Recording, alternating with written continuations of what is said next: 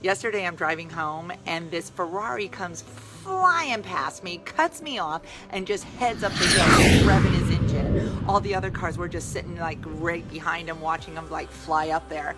And I see him go through the first intersection, then he goes through the second intersection, but he gets stuck at the red light, ready to make a left-hand turn lane. So I keep plugging away like the tortoise in the hare, and I end up right next to him, and I stare into his window. So he feels my glare and turns around, and he looks at me like, what? And I look at him like, what?